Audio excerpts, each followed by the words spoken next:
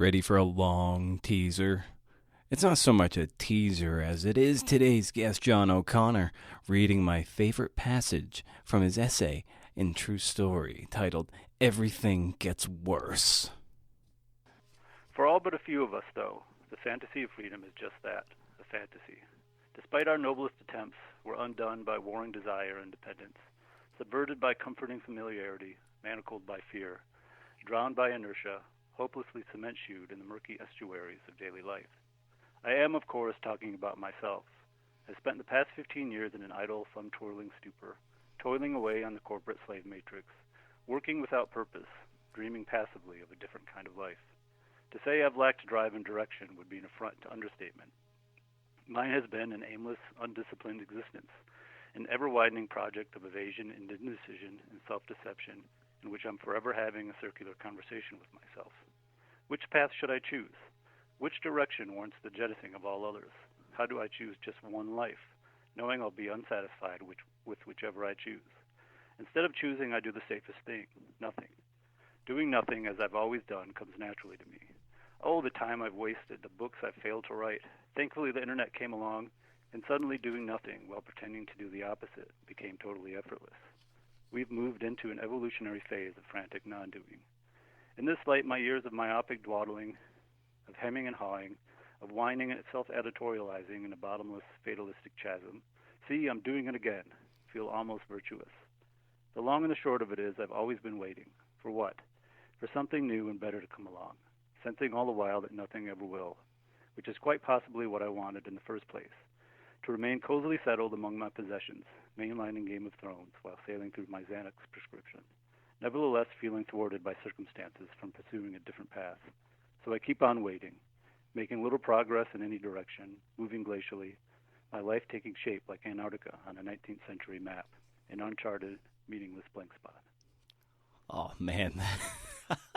Oh, man. I love that passage, John. Thank you so much for reading it. Well, thanks for saying that. Oh, all right. That's right. That's CNF. We are CNF, the greatest podcast in the world. And you know we are sponsored by Bay Path University's MFA in Creative Nonfiction. Discover your story, man, with Bay Path University's fully online MFA in Creative Nonfiction Writing. Recent graduate Christine Brooks calls her experience with Bay Path's MFA faculty as being, quote, filled with positive reinforcement and commitment. They have a true passion for their work. It shines through with every comment, every edit, and every reading assignment. The instructors are available to answer questions big and small, and it is obvious that their years of experience as writers and teachers have made a faculty that I doubt can be anywhere, end quote. Don't just take her word for it, man. Apply now at baypath.edu/MFA. Classes begin January 21st. So tell me you don't like this quote. Ben Franklin, of all people, he said, "Tell me and I forget. Teach me and I remember. Involve me and I breathe."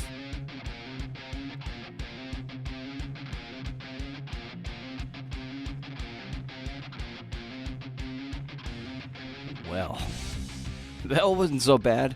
Okay, you still doped up on Thanksgiving? We had a vegan feast here, guys.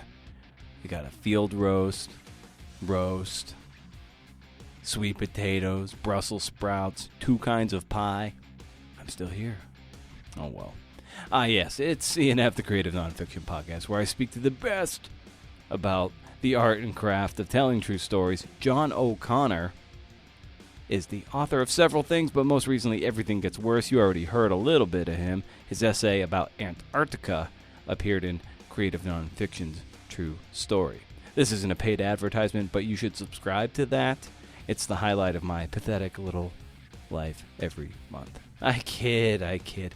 But it is one of the highlights of my month when that little sucker shows up in my mailbox. Fits right in your back pocket. It's pretty cool. Anyway, you all subscribed up to this show? We jam on Apple, Spotify, Overcast, Google Podcasts, Google Play Music, so you have no excuse. Stitcher. We're in all this crazy mess together, aren't we? Let's jump and grow wings together, man. Keep the conversation going at CNF Pod on Instagram, Twitter, and Facebook. What have they done wrong lately? Head over to BrendanO'Mara.com, hey, for show notes to this one and all the others. For some parts of the first half of this interview, you might hear a dull hum in the background, and that is my saboteur of a spouse using an orbital sander on the other end of the house, not showing an iota of respect for the greatest podcast in the world. But it goes away after a little while. Address letters to the editor to her. In any case, I was thinking about comparison today on my bike ride home from work and how toxic it is, and how I was thinking of it in terms of not writing or art, but weightlifting, actually. That's my primary form of exercise, and I'm only in competition with my older self. So say after 6 to 8 weeks, did I pull a better deadlift? Yes? Then I'm objectively stronger than I was a few weeks ago. The weight don't lie. I can't care about other dudes who can pull 300 pounds more than I can. Did I pull more than I did a few weeks ago? That should be our only measure, not who's getting the best bylines or the most retweets. It sounds silly just saying it. Are you better than the older version of yourself? If so, then you're golden. You can't know other people's stories, other people's privileges or advantages or disadvantages. All you can do is look to your own work, your own past performances, and decide whether you're winning or losing based on that metric alone. It's hard to put into practice. As many of you know, it was jealousy and competition, that whole game that essentially launched this podcast nearly 8 years ago. Anyway, I thought I'd share that. Just something on the old brain hole. So John O'Connor is here. Talk about a great essay and true story, and that passage he read at the top of the show here, it just spoke to me like few things have ever spoken to me in writing before. I'll let you draw your own conclusions from that, but it was one of my favorite paragraphs of all time. His work has appeared in New York Times, Oxford American, Open City Magazine, The Believer, Best American Best American Food Writing 2018. He teaches journalism at BC, that's Boston College in Newton, Mass. And his voice appears on this very podcast, episode 179.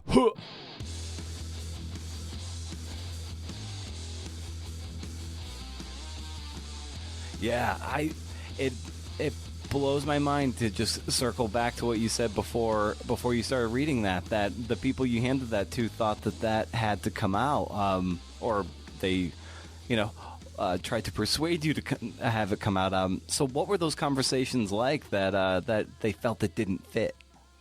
I think and it wasn't universal across the board, but generally a comment I got from, a handful of people was that it was off tone or something, that this is pretty much a straight kind of history piece, I mean, it wouldn't fly as scholarly history or whatever, but it's for the most part there's not much reporting in it, and not much.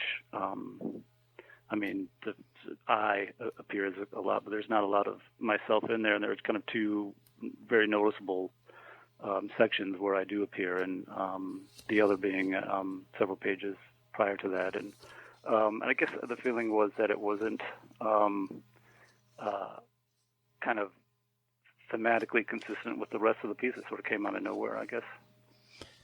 Yeah, it's but it's given that Antarctica in itself is kind of one of these last frontiers, so to speak, and the people that you cite in this history of Antarctica are these people who have sort of eschewed society, and they do strike out on their own to kind of make something of themselves, or at least make something of themselves to themselves. So it seems entirely, it seems great in this day of like sort of our own creature comforts. Here you are chronicling the lives of these people that put themselves through so much discomfort, and then to have this piece this paragraph right in the middle that kind of says how easy it is these days to do nothing, and to, action is for somebody else out there.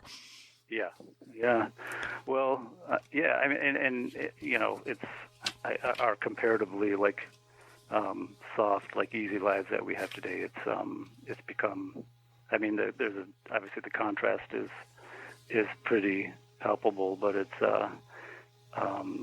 yeah. I mean, I felt it was very much pertinent to tell the story. If I wanted to include it, then why not? I mean, my own sort of struggle with that is, I mean, that was my interest initially in this whole story was in Raymond Priestley and his kind of ability to endure in this way, in a way that most people couldn't. And so, yeah, it was important to me to tell that part of the story as well.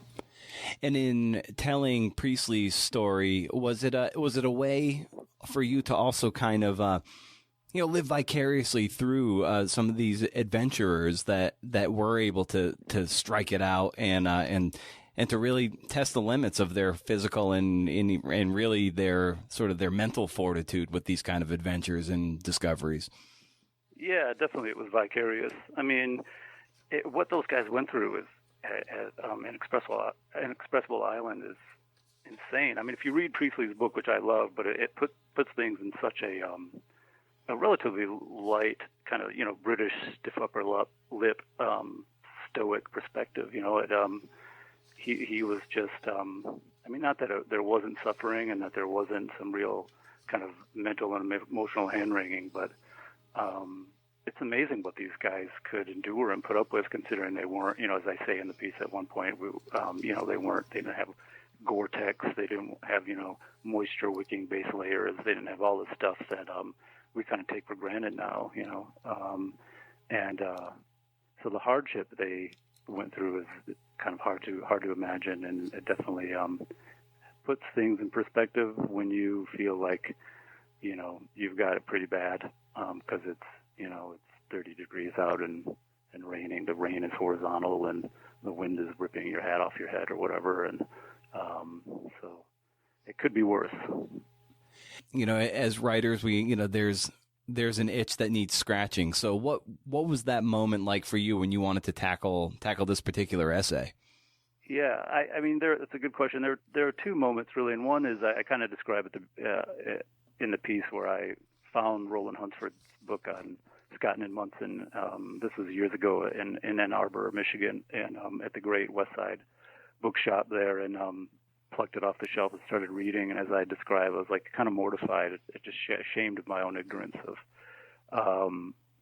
Antarctica, how little I knew and who these guys were and what they were up to. Sort of vaguely rang a bell, but I couldn't really say. And I was a history major in college, so I felt sort of doubly like humiliated and ashamed that I didn't know any the names meant something, but beyond that, not much. And once you start, especially if you like history, once you start kind of scratching the surface of something, or it really becomes this rabbit hole that's pretty easy to go into. And I definitely did with these guys. But the impetus to write it didn't come until years later. In fact, it was last year, and I don't think I realized this at the time, but my son was born last August, and I was at home with him for most of the year. I mean, I wasn't the only, my wife and I can share the responsibility for our kids. My daughter also was 3 at the time, and also mostly at home. She went to school sort of part of the day, but and so, we're home raising kids, you don't have a lot of time, and I basically swore off doing any reporting work during that year because there just wasn't the time to do it. And I thought I'd just take a year off, and, because reporting takes a ton of time to do it. I'm sure it's just, you can, call someone. I generally had like Fridays to work, Friday morning for a few hours to work on my writing, and I'm using this example because it came up a couple of times last year where, I try to call someone on like a Friday morning and not get a hold of them and not have a chance to really try to call them back again until like a week later. And it's like almost impossible to do journalism that way, so I just thought, I'm just going to put it on the shelf for a while and do something that just is mostly research and just require, and I can take my time with it, and I'm not on a deadline. And and I'd always been curious about Antarctica, and I happened to be working in the stacks here at the Widener Library, and and stumbled upon the they have a whole section of Antarctica or polar exploration, and just started pulling books off the shelves, including Priestley's and Frederick Cook's book, and a few others. Just started reading and kind of slowly writing as I went along, and tried to figure out a through line, and quickly decided that the polar madness thing was totally fascinating, and not very many people had written about it, and it was kind of morbid, but also kind of thrilling, and which is are some themes that I've probably written around quite a bit as a journalist. So given that this was more kind of, let's just say, for lack of a better term, like lonely research based, and not having to do like the kind of phone reporting or in-person reporting, and kind of taking a year off from that, was that kind of a rejuvenating period for you as a journalist and a writer to step away from that kind of work and just kind of be able to do things like this research on Antarctica kind of at your own pace and your own leisure?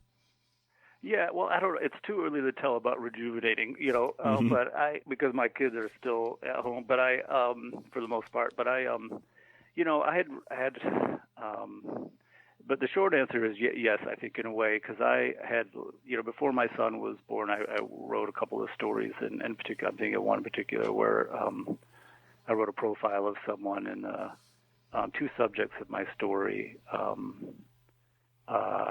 were neither of them. It's hard as a writer, especially if you're a writer like me, and rely on kind of other people's stories as a framework for your own storytelling.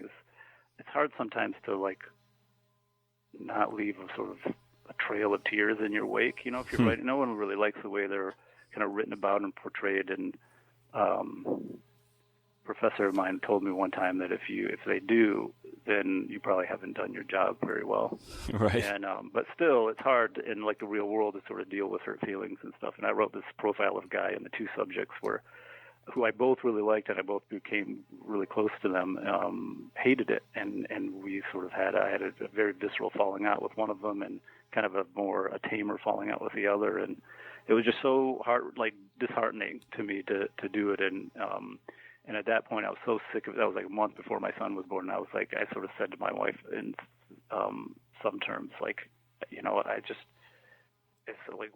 just tired of this.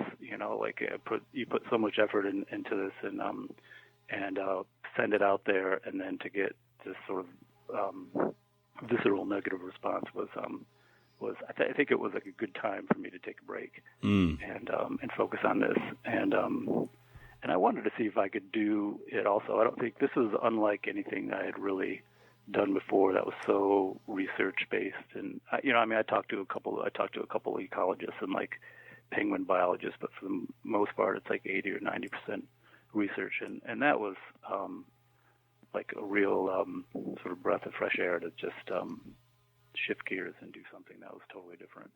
I not have anybody alive who was going to be pissed at me. So yeah. Yeah, I once asked Glenn Stout after he had written his Babe Ruth Selling of the Babe for and his piece, and he does a lot of historical narrative nonfiction, and I had asked him what it was like to just to be living in the realm of the dead, of dead characters, and what that's like, because you can't libel them, and then of course, it's just you don't have to deal with uncomfortable conversations. The things are there in the record for wherever they are, and you can just kind of pluck at them and tell your stories based on things that have already been reported out by other people. Yeah, and it's great. It's a great luxury, but it's also you're hamstrung in a way, and you're sort of reliant on other people's reporting and the history that's sort of been written before, and you got to sort of go through and wheedle out your own narrative, But yeah, it could definitely be not as daunting as reporting on people who are living and who are going to very potentially have hurt feelings at the end of it. Can you point to a story of yours, maybe a breakthrough of sorts, a feature or a profile where you were able to, it was just oh yeah, this is the kind of stuff that really makes me come alive. You mean stuff I've written? Yeah, and then definitely we can look into some other pieces that you've read that you're like, oh, that's the kind of stuff I want to do. I want to be doing what Eric Larson or Gaetalese, when they were humming like. But for you personally, what was it? Can you point to like maybe you're kind of that first one where you're like, oh yeah, that's kind of the one. That's the kind of work I want to be doing. Yeah, I mean the first thing that comes to mind is before this I had done sort of several travel pieces for the New York Times, but I did a kind of long travel story, like 7,000 or 8,000 words for the Oxford American, about sort of about Peter Matheson and his. I don't know if you've read his Watson trilogy of novels. About it's sort of based on a true story of this sort of turn of the century Florida planter and probably serial murderer named Edgar Watson, who lived in the Everglades and was gunned down by a party of his neighbors in the early 20th century. And Matheson spent years researching this and wrote a fictionalized version of it, 3 different volumes, and then it was condensed into one novel, Shadow Country, in 2009 or something. I think it won the National Book Award. Anyway, and I went down there and hung out in the Everglades, met some of the descendants of Edgar Watson and people who Matheson had talked to and people who were sort of intimately connected to the story and all these sort of ancillary fingers of the story line and tried to piece together this narrative of Matheson in Florida reporting the Watson murders and fashioning this sort of magisterial work of fiction out of it. And I was interested in the book and interested in the place and interested in the people, and that was kind of thematically this thing that I really wanted to do, and had sort of tinkered with a little bit before, but not done quite so kind of broad strokes. And it was just a fun story to report, to go there and paddle and in these mangrove swamps and like go to the places where some of these murders had allegedly occurred and where Watson lived and where Matheson had gone in his stead, in his footsteps, and when it came out, I was just like, yeah, this is, like you're saying, this is the kind of thing that I really wanted and really comfortable sort of grappling with the whole sort of man versus nature thing, but through the framework of like of literature, and I felt like that I was kind of onto something there, but I've also, before that I had done a bunch of these kind of travel stories for the travel section of the Times of, again, this kind of using someone else's story, either an artist or a writer, their work as a kind of framing device to narrate my own interest in it and a kind of a different sort of parallel story in a way. And what would you say about some of these people that you've used? Used is the wrong word, but I'll just used as you could say used. Yeah, definitely. Yeah. So, what is it that maybe you see in them that is attractive, or maybe something I know this is true with me, and sometimes I see of things that I admire in the subjects that I've written about that I just deeply admire. Sometimes I wish I was more like them. So maybe who were you drawn to, and what did you see in them that maybe you wish you saw in yourself?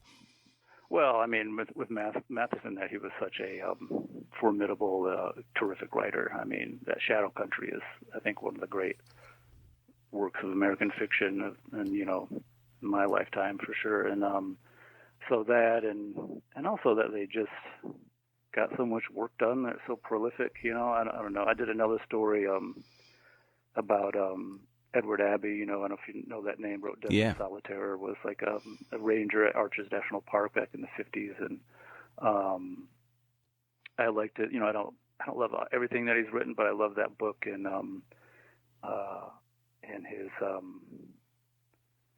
this kind of middle finger that he was extending towards the literary establishment in a way, although he really desperately wanted to be part of that establishment. And the fact that he was, I grappling with some of the things that I think I grapple with in my writing which is, man versus nature, the sort of the tension between, sort of living in the wilderness versus domesticity,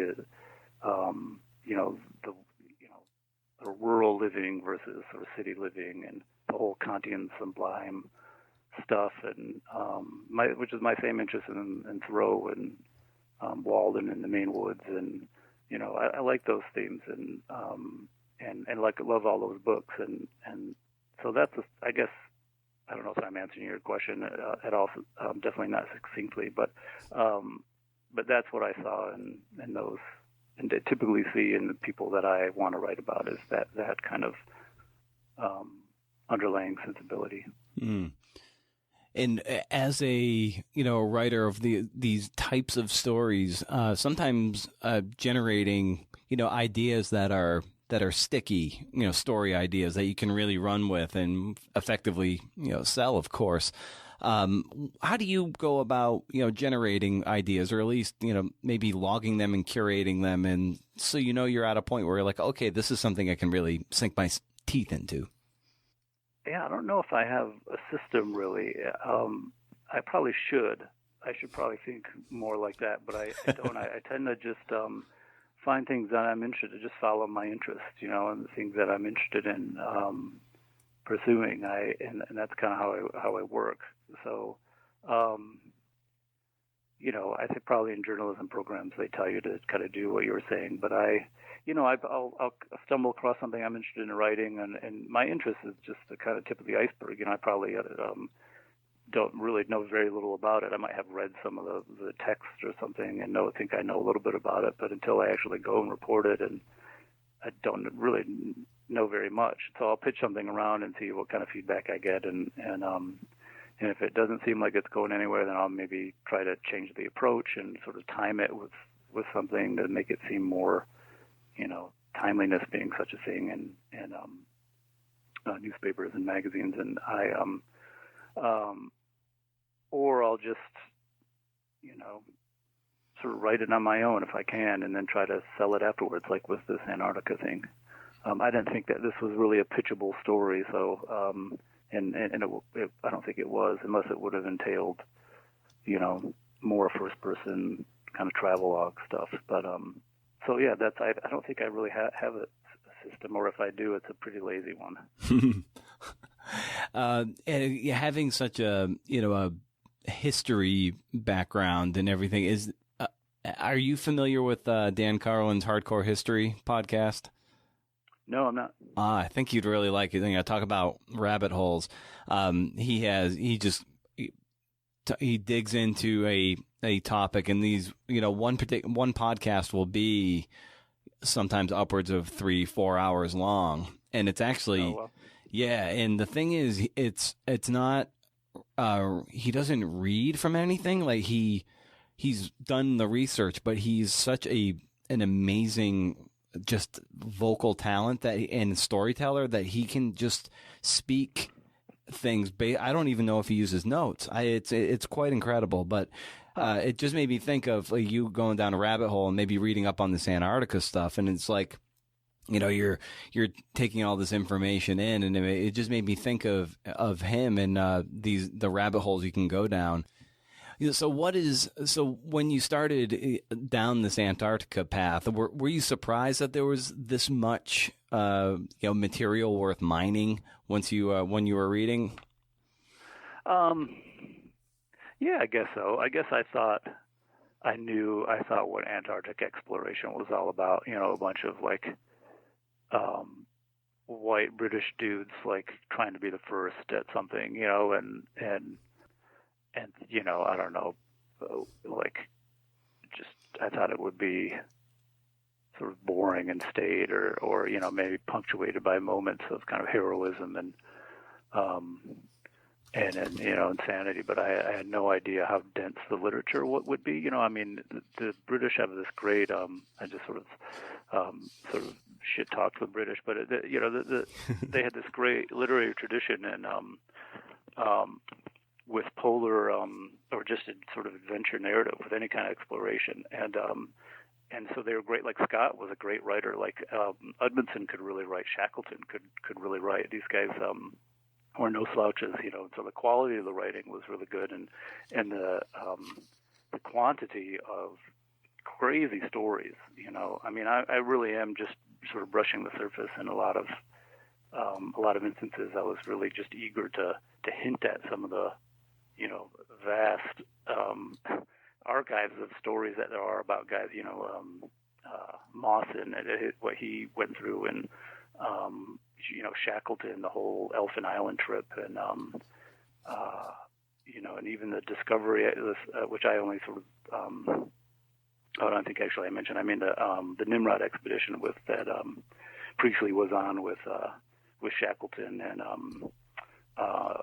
Mawson and these guys. I mean, it's just insane how many. I mean, not surprisingly in some ways, because of Antarctica is such a dangerous place, but there was an awful lot of death and like dismemberment and insanity for the first, you know, half century or maybe longer, I guess, probably century of exploration. And that, I thought, you know, death on the page is like really interesting, or at least I find it really interesting. And so it was more of, became an issue of omitting details, you know, like it's like forcing myself not to read other books, just so I could kind of steady the ship a little bit, you know, in terms of what to include and not what to include. And yeah, to your point of you know, doing the research and then leaving things out and knowing what to leave in, and that's a fine balance, because you can be a productive procrastinator by saying like, I just need to read one more book and then I'll start, and then there's that kind of treadmill of ways to procrastinate before you get to the writing. At what point do you know that you put on the brakes or the research? You're like, you know what, I got to get down and start generating some pages here. Yeah, I don't know. I guess it's more of a gut thing. I guess when I decided that Polar Madness, told through this lens of the Northern Party, was going to be it, because it was something that people. I mean, it has been written about, but not that much. And you know, not that people probably have heard of Raymond Priestley, or maybe even heard of know or what Polar Madness is, and that it's a thing, and that you know, that was a story I became a little bit obsessed with Priestley and the Northern Party, and the idea of telling the story in a way that hadn't been told, and so I think that at that point I realized that I was ready to start writing, and that I was going to kind of limit my narrative to these maybe few dozen years of the early 20th century. So yeah, I mean, there actually are a couple of books if you're interested about the Northern Party, but I think they sort of came and went very quickly, unfortunately. And one I quote Meredith Hooper. She wrote a pretty good book that I read, and then there's another one. I'm actually blanking on the name of the woman. I didn't read it. I just kind of skimmed it. But bizarrely enough, they both have the exact same title, The Longest Winter. But they came out in sort of early aughts, I think, early 2000s. And anyway, I think it was just a matter of finding I always forget what it is in journalism. There's like a word for the character, he's like a mule or a donkey who can like sort of carry the narrative for you. Yeah. And Raymond, once I found my donkey or mule and Raymond Priestley, I sort of knew that that would kind of help me winnow my narrative and my themes also in a way. So that's when I started. I love the line you cite that Priestley had written, like you know, when the weather, you know, you wrote the weather predictably was abominable, and then you write, quote, like, every step was like drawing a tooth. Yeah. It's crazy to just think what these guys were doing, but after this long confinement there, you know, it more or less been stuck in place for 17 months total, you know, and to be out in the sort of world and saving themselves, I think really, as I try to say, like acquired this flavor for them, you know, and you could see it in their letters and in their kind of remembrances, and And they were desperate to get back to Cape Evans and like not have missed their ride home on the Terra Nova, which they knew was scheduled to be leaving. They didn't know if the rest of the Scots party thought they were still alive. No, there had been no communication since the Terra Nova had dropped them at Terra Nova Bay 10 months previous. There had been a couple attempts to kind of reach them, but there wasn't any certainty. And they felt a great kind of yank to like get back there before they'd have to spend yet another year at Cape Evans waiting for a ship to return to get there. And that's crazy too, to think of that they were you'd be stuck somewhere for so long as at least a year, if not longer. These guys were there, like Scott's, both of his parties were 3-4 years long. And that's not one of the really tragic detail I didn't include. Is Scott had young kids that he were like I can't remember their ages, but like 3, 4, 5 years old at the time, and to leave them behind for that length of time is like, and I mean, completely ridiculous to me. It seems, we're only 100 years removed from that time, but it just seems totally inhuman in a way. Yeah. But anyway, these guys were, had the work cut out for them, and they were this, I think partly driven by desperation to not spend any more time there and just get back to Cape Evans, see what had become of Scott's Polar Party, if they had won or not, beating Edmondson to the pole, and who was kind of left, if anyone had died, and just get news from the outside world. They hadn't had any news of anything in almost a year. So, yeah, as you're curating this material for the writing, how do you go about organizing your research and your notes so you have them easily accessible for when you're generating the story and the writing? Organizing isn't a word that I would use. I mean, it's just it's all over the place. I have a big stack of books and a carrel at the library, and pieces of paper in the pages that I want to use, or found useful, and I'm usually taking notes. I'll have both a kind of handwritten kind of inventory in a way of quotes and characters, but I'll also have it like a Word document of my notes, interview transcripts, and quotes from people I found, and maybe like rough sketches of sections, not really putting it in narrative form, but just kind of an idea of the moving parts, things I definitely am intrigued by and probably want to include, and and that's and from that I usually start writing, to, not necessarily at the beginning, but at a story that seems like it could be the beginning. And for me, actually, at the beginning, this was Priestley right off the bat. I think I knew that I wanted to use him because he had been there. He'd survived, multiple brushes with death in Antarctica, and then went on immediately, almost a year after getting back, a little over a year, he was on the Western Front. He was part of this thing called the 100 Days Battle, or Battle of 100 Days or something, which is along the Western Front and the parts of the Somme. And anyway, so he was just a survivor, and lived to, he was like almost 90 when he died. And anyway, so in a roundabout way, I guess I knew from my notes that Priestley's name kept coming up, and I knew I could get. But fortunately, there's a pretty readable biography of him by a guy named Mike Bullock called Priestley's Progress, and I knew with that I could get a bigger sort of bird's eye view on the outline of his life. So not just rely on the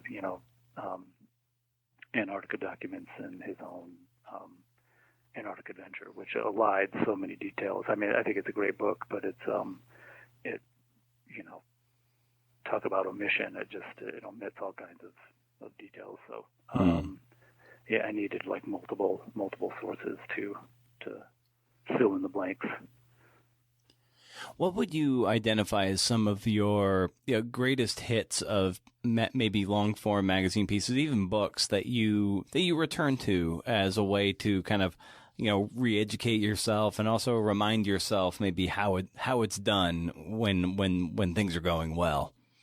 Yeah, that's a good question. I think probably for many journalists, like starting out, fall under the spell of like Hunter S. Thompson or Joan Didion. Those were two writers that I read a lot of early on and felt like that's how I wanted. Although they're pretty disparate writers, kind of when held up against one another, but also in some ways not so much. But I felt like they were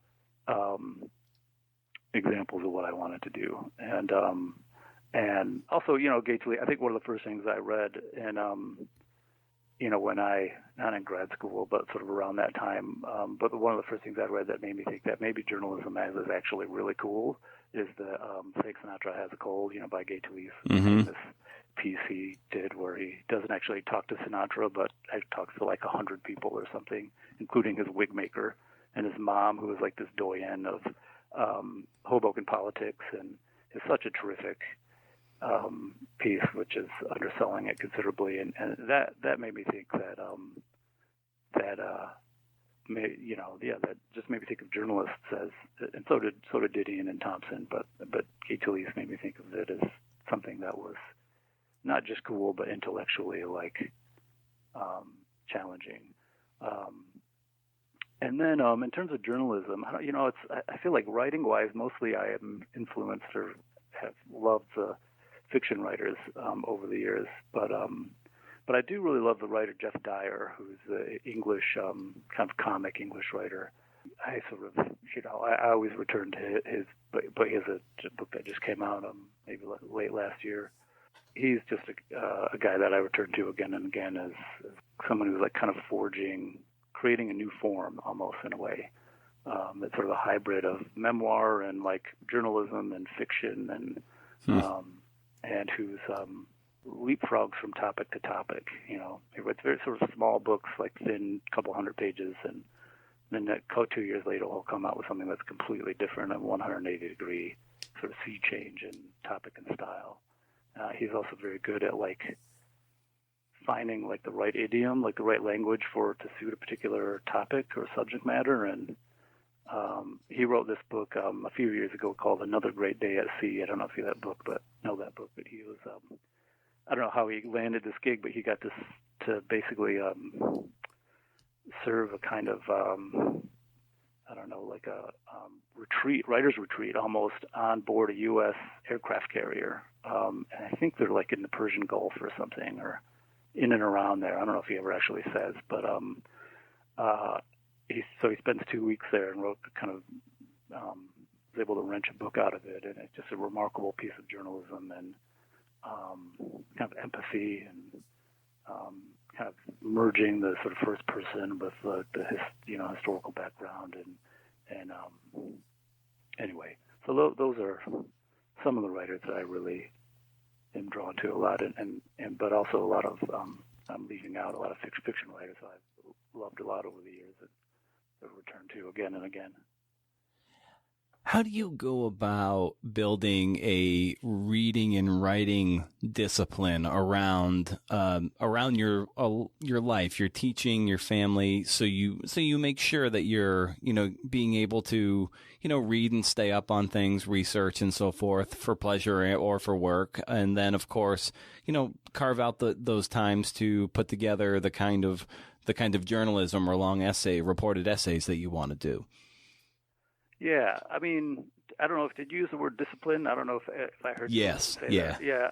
And again, like I think it's like I almost think of it less as discipline than just as routine or as like a desperation to like get work done. Yeah. So I have not as much time as I used to have, not anywhere close to as much time as I used to have to work, but with kids and with teaching and stuff. And but I, when I do have time. A couple mornings a week, I go to to the library really is just the amount of time I have to work on my own stuff is really just one morning, but whatever, it's sort of splitting hairs. But I go to the library and I work. I sit and work for as long as I can before the drool starts sort of pooling in the corners of my mouth, and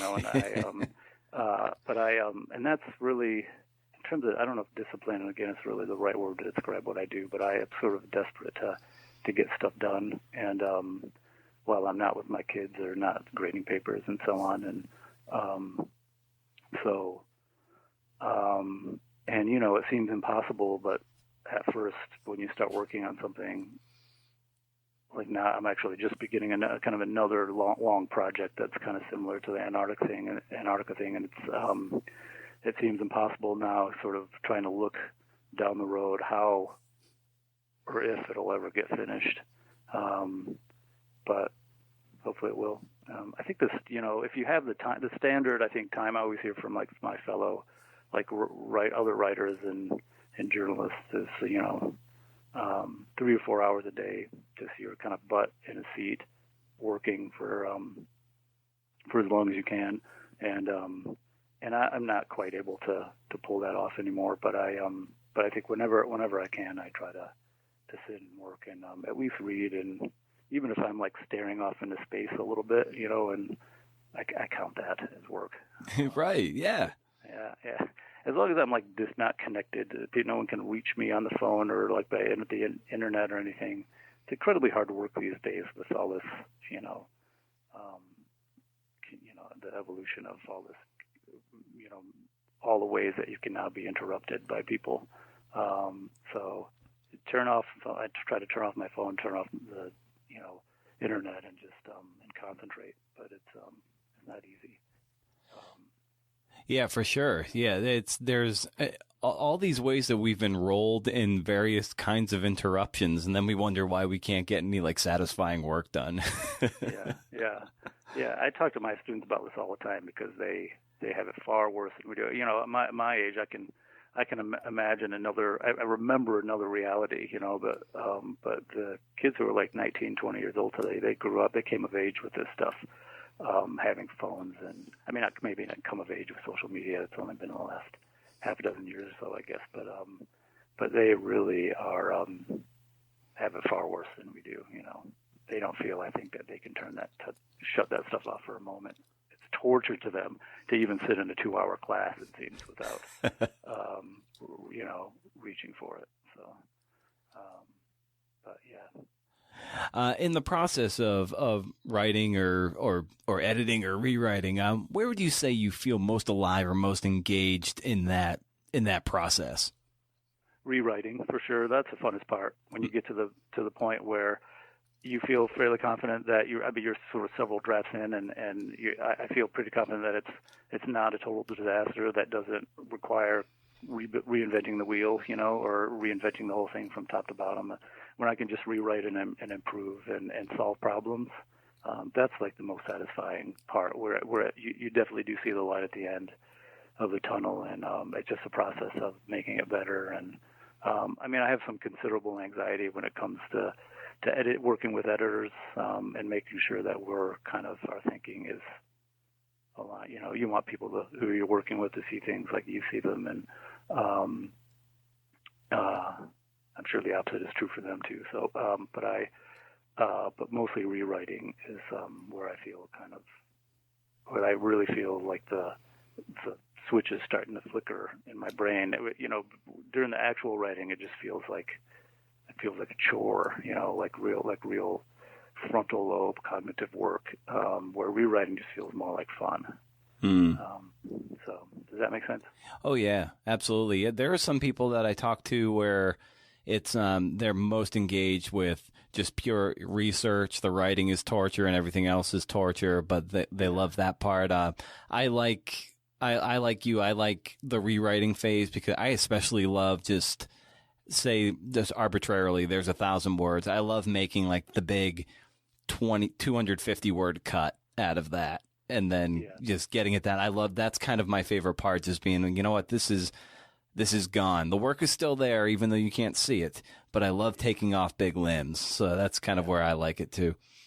That's surprising to hear that because I don't. I'm saying something similar, but I hate that whole having labored, in some instances for days over a paragraph, only to realize at the end of it that it has to go. I find that pretty heart wrenching. I'm impressed that you're able to, kind of move on so easily. Yeah, it's just I have so little the connection to a lot of that.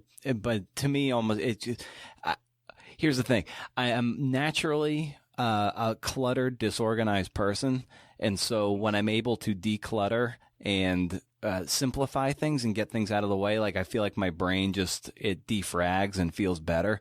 So. And that's with workspace, with the house, and then especially with the writing. If I'm able to trim everything down to its most minimal thing, it feels less decluttered. So it's probably just has a lot to do with that. I'm decluttering and sort of Marie Kondo, magic life of tidying up the whole piece. Getting it down to that part is where there's a lot of appeal in that, at least for me.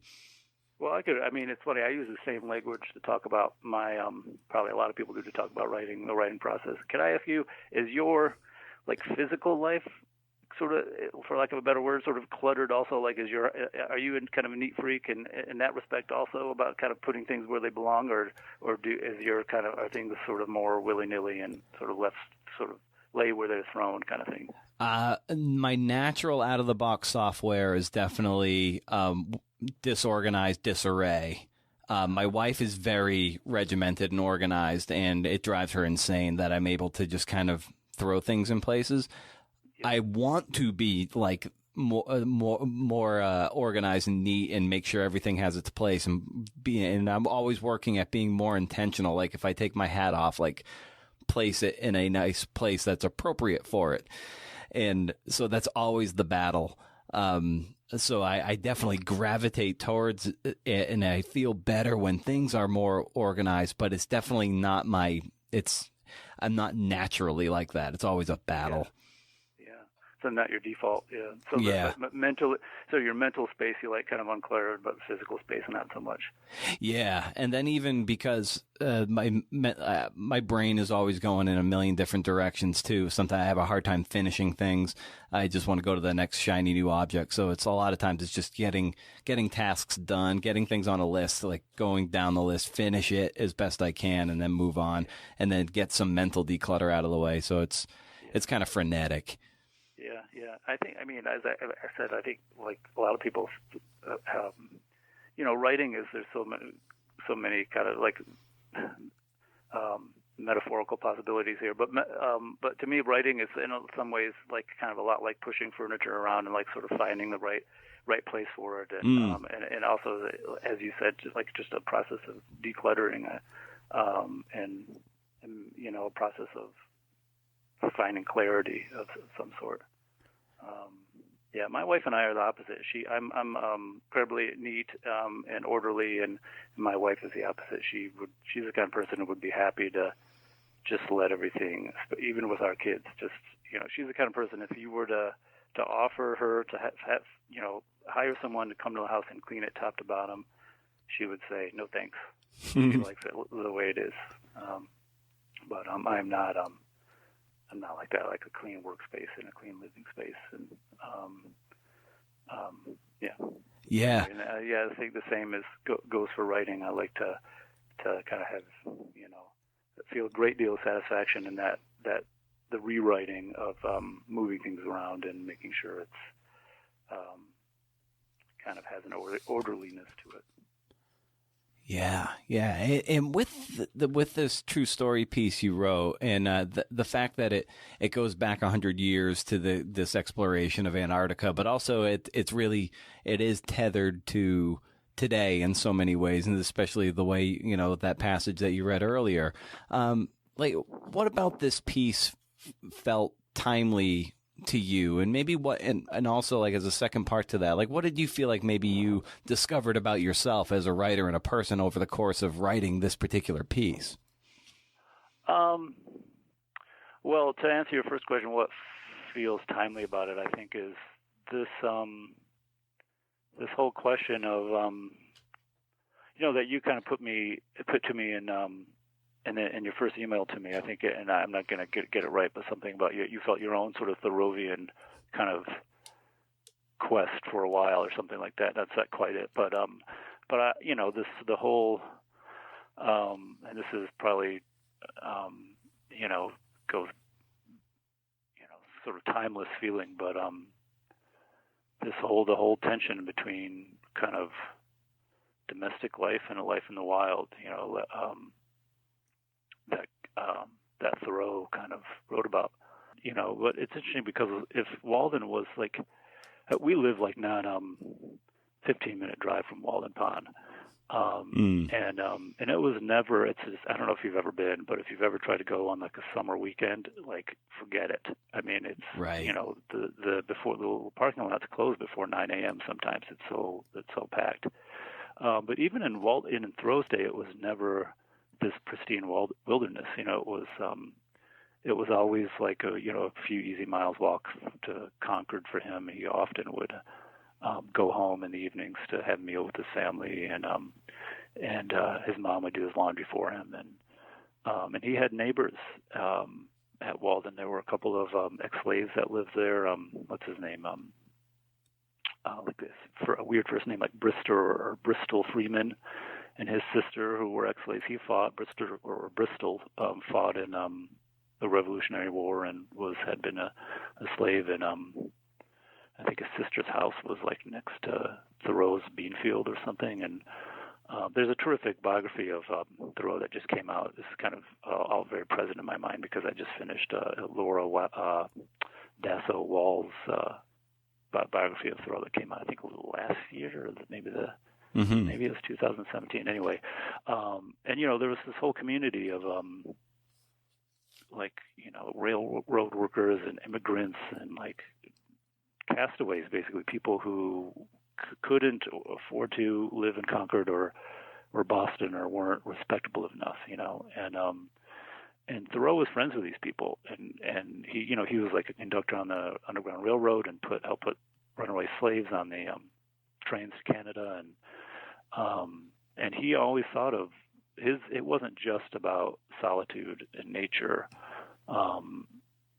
the quiet communion or something like that. It was all also about this community of people there. Nature was just as much about the people who lived in it, and trains passed even back then like a dozen times a day, depositing like swimmers and hikers and fishermen, and so it was far from this sort of pristine, unsullied wilderness, and that was important to Thoreau. And his unsullied wilderness, he took, as you probably know, 3 very arduous sort of backbreaking expeditions to northern Maine in his lifetime, and he wrote a book called The Maine Woods, and that, for him, was the kind of nature and the kind of wilderness that did not sit with him. I think he calls Maine like vast, titanic, and inhumane or inhuman. Walden was like wilderness light, which is, I think, the kind of wilderness most of us want, to be frank. And that's, I think, a timeless kind of quality. I mean, and I'm talking about myself too. I mean, I try to do at least one, if not 2, sort of backcountry camping trips a year. And I know myself well enough to know now that, like, after 3 nights sleeping on the ground, I've had it. Right. I'm ready for a bed and for a hamburger and for ESPN highlights and air conditioning. As much of the joy that stuff is in it is to me, and as much of a sort of salve that it can be to, like, the sort of everyday busyness of life. It also, has its very real limitations, which a few characters in my Antarctica piece kind of grapple with, and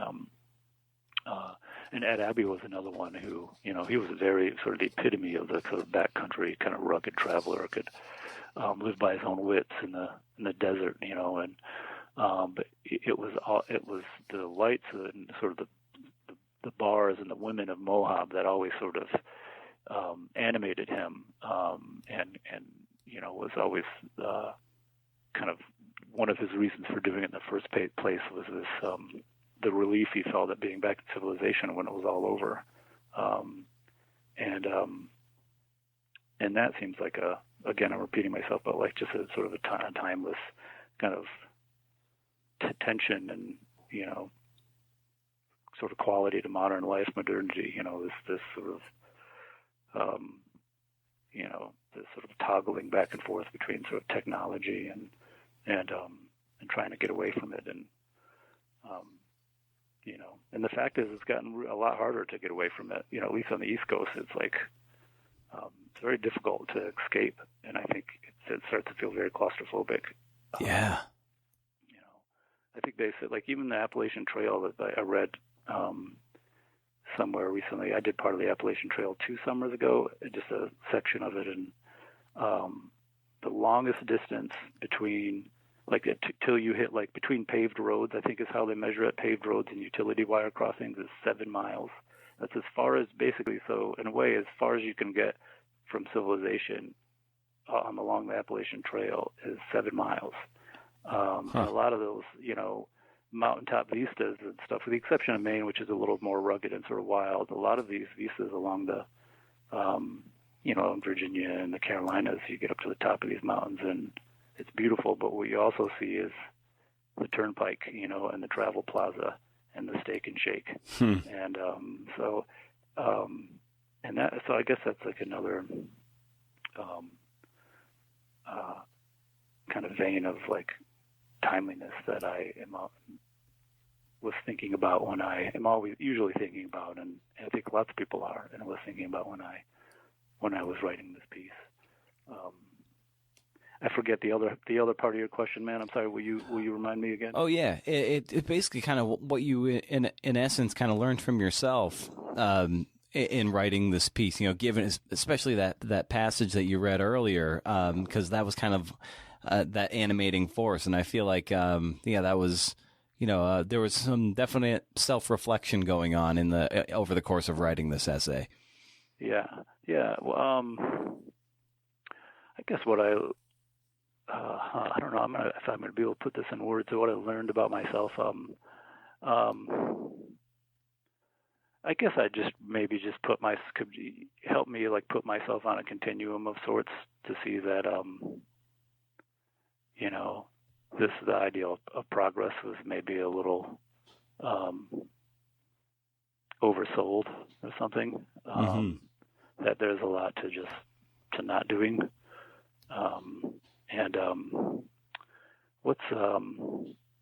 There's a book, I haven't read it, there's a book out recently by the writer I know, Jenny Odell, but I can't remember the name of the... Oh, yeah, Had to Do Nothing. Yeah, she's been on the podcast. Yeah. Oh, she has? Oh, okay. Yeah. But, well, she could put it much more succinctly than I can. But I'm sure she did, because just that impetus of, which is in some ways, I guess, in a roundabout way related to Thoreau, too, is just,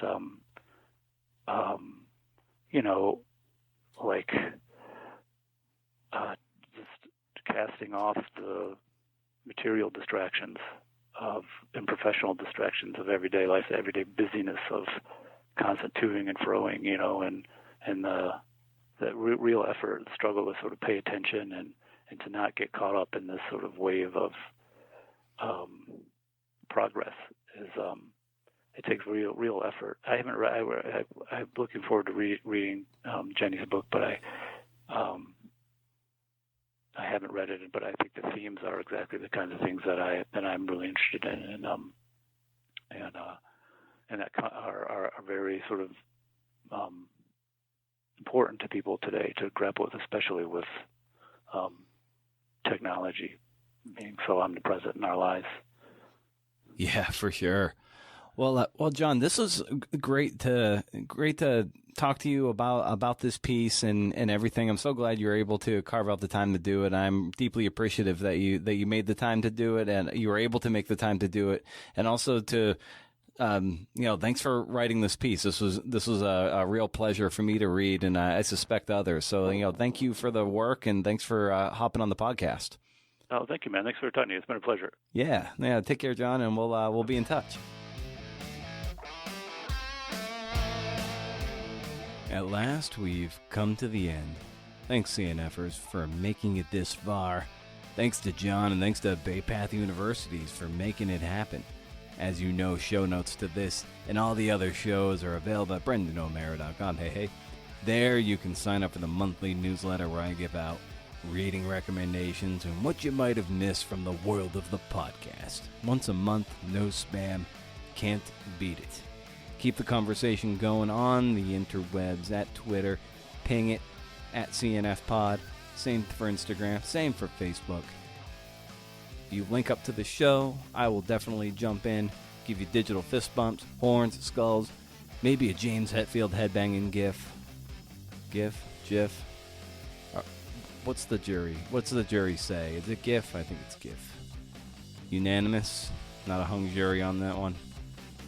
Hey, I hope you had a wonderful Thanksgiving. I'm grateful that you listened to this thing. I love this. It's a highlight of my week to put this thing together for you guys. We're all in this together. And you know what else? I'm grateful that if you can do interview. See ya!